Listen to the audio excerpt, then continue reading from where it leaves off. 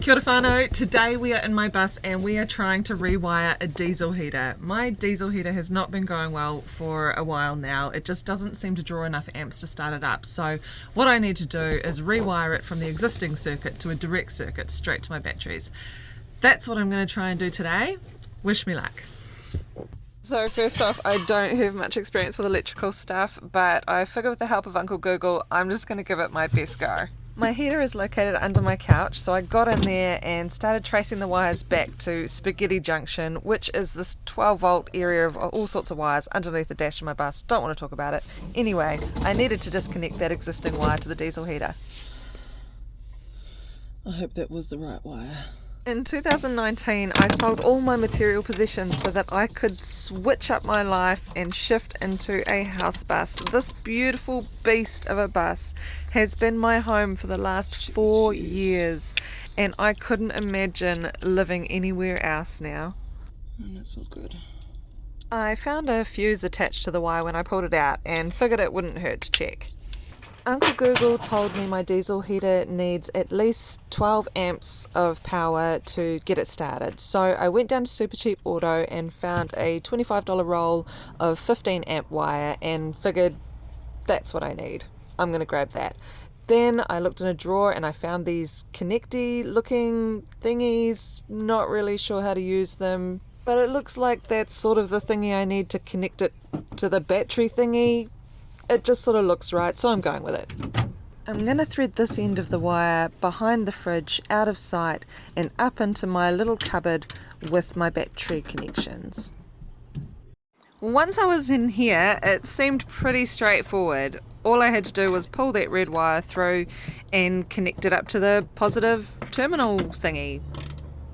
Tighten up the bolt, and Bob's your uncle.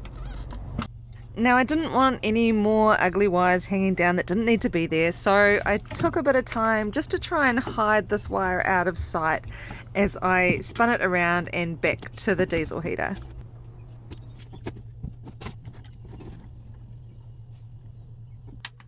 I'm very fortunate to have these easy access panels underneath my dash. It makes getting in behind there really easy. I don't have to unscrew anything, just pop it off.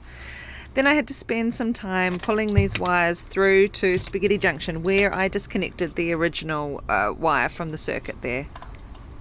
I figure I just need to connect these two wires together, right? And it should work. And back to my wee box of connector thingies. I grabbed one of the boxes that sort of looked like it would fit, maybe close, I don't know. I probably could have asked Uncle Google how exactly I'm supposed to use these connector thingies, but couldn't be bothered, just winged it and made it up as I went along.